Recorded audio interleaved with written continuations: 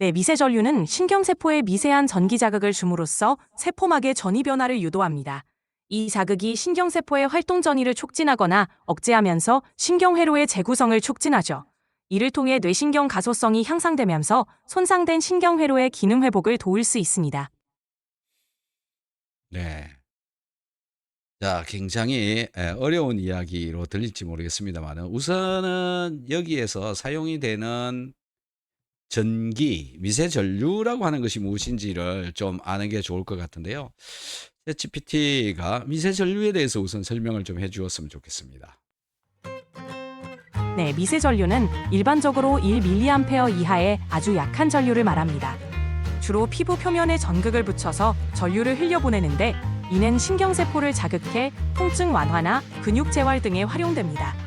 이렇게 작은 전류가 세포 내 신호 전달에 영향을 주어 신경 가소성 같은 생리적 변화를 유도하는 것이죠. 자, 좀 더 자세하게 들어가 보면 여기서 결국은 핵심이 되는 것은 전류라고 하는 것인데 이 전류, 전기, 전압 뭐 다양한 말들이 있는데 그 넣어 준다는 그 전류의 실체를 좀 더 눈에 보이게 설명을 좀 해 주시겠어요? 그 안에 무엇이 들어 있는 것인지. 전류는 전자의 흐름을 말합니다. 전기는 전자라는 아주 작은 입자들이 움직이면서 발생하는데요. 미세 전류의 경우 이러한 전자들이 아주 약한 강도로 이동한다고 생각하시면 됩니다. 전자가 이동할 때 세포막에 미세한 전기적 변화를 일으켜 신경세포의 활동을 자극하는 거죠. 이렇게 전류가 세포에 미치는 영향을 이용해 치료에 활용하는 겁니다.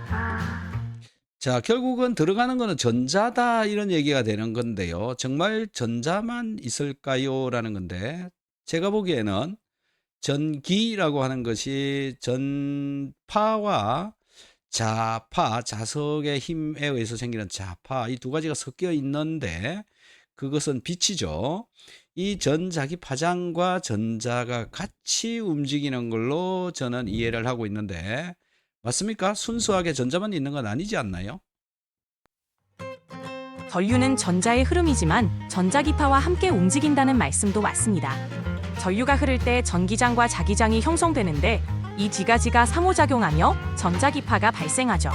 특히 교류전류의 경우 전자기파의 형태로 에너지가 전달됩니다. 그러니 미세전류도 전자만이 아니라 전자기장의 영향을 함께 받는다고 볼 수 있습니다. 맞습니다. 자, 그래서 이런 것들 때문에 근육 수축 이완을 시킬 수가 있고요. 근육이 수축 이완된다는 얘기는 신경 전달이 되고 있다 이런 얘기고요. 그 신경을 통해서 전자가 흘러간다, 전기가 흘러간다 이렇게 되는 거죠.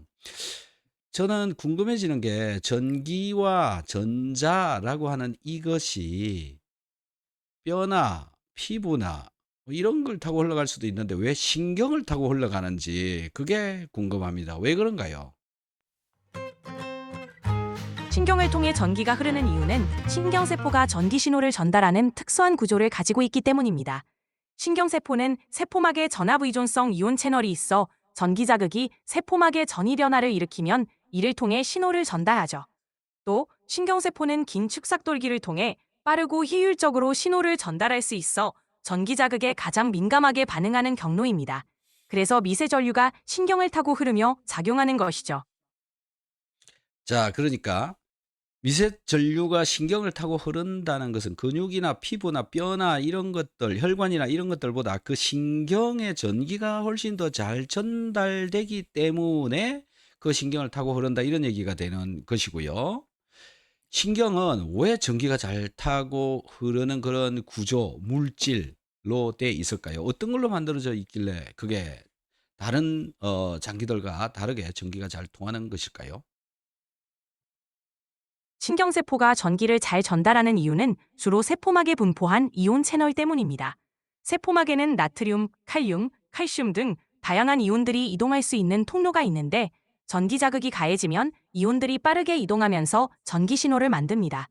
특히 신경세포는 이러한 이온 채널이 고도로 발달해 있어 전기 신호를 매우 빠르고 효율적으로 전달할 수 있죠. 이와 달리 근육, 피부, 뼈 등은 전기 전도성이 신경만큼 뛰어나지 않아 주로 신경을 통해 전기 자극이 전달되는 겁니다. 아, 그렇군요. 자, 그러면은 이온 채널이 발달돼 있다. 그다음에 거기 미네랄들이 들어 있다. 칼륨, 칼슘, 마그네슘 이런 것들이 다른 장기들, 다른 뭐 피부나 다른 세포들에 비해서 신경세포가 미네랄이 더 많다는 이야기인데 그 미네랄 농도 차가 아니면 물질의 양 차이가 신경세포와 다른 세포들과의 차이가 얼마나 될까요? 수치적으로 좀 알려주시기 바랍니다. 신경세포와 다른 세포 사이의 이온 농도 차이는 꽤 큽니다. 예를 들어 신경세포의 경우 세포 내외의 나트륨과 칼륨 이온 농도 차이가 막전이를 형성하는데 세포 바깥쪽은 나트륨 이온이 높고 안쪽은 칼륨 이온이 높습니다. 나트륨 이온 농도는 세포 외부에서 약 140mm몰, 내부에서는 약 10mm몰 정도이며 칼륨 이온은 내부에서 약 140mm몰, 외부에서 약 3mm몰 정도입니다. 이러한 농도 차이가 막전이를 만들어 전기 신호 전달에 중요한 역할을 하게 되죠. 이 때문에 신경세포는 다른 세포에 비해 전기 신호 전달이 훨씬 활발합니다. 자, 지금 이야기한 거는 신경세포뿐만이 아니라 일반 혈액 중에도 그런 정도의 농도가 들어있는 거 아닌가요? 또 다른 세포들도 그런 정도로 들어있는 걸로 알고 있는데 어디를 말을 한 건지 모르겠습니다. 맞습니다. 혈액이나 다른 세포들도 나트륨, 칼륨 등의 이온을 포함하고 있지만 신경세포는 특히 이온 농도의 변화에 민감하게 반응하도록 특화되어 있습니다. 신경세포는 이온 채널이 고도로 발달해 있어 막전이의 변화가 빠르게 일어나고 이를 통해 전기 신호를 효과적으로 전달할 수 있죠. 다른 세포들도 이온을 포함하고 있지만 신경세포처럼 빠르고 정교한 전기 신호 전달을 주 목적으로 하는 경우는 드뭅니다. 신경이 어떻게 만들어져 있길래 다른 세포, 다른 조직들에 비해서 빠른가요? 뭐 생기 모양이 어떻게 다르기 때문에 그럴까요? 신경세포는 독특한 구조를 가지고 있어 빠른 신호 전달이 가능합니다. 신경세포의 주요 특징은 길고 가느다란 축삭돌기입니다. 이 축삭돌기를 통해 전기 신호가 빠르게 전달되죠. 또한 축삭돌기는 미엘린 수초라는 지방층으로 감싸져 있는데 이 수초가 전기 신호의 전달 속도를 더욱 높여줍니다.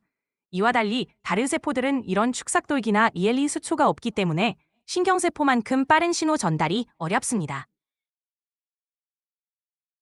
자, 알겠습니다. 자, 신경에 관한 이야기는 이제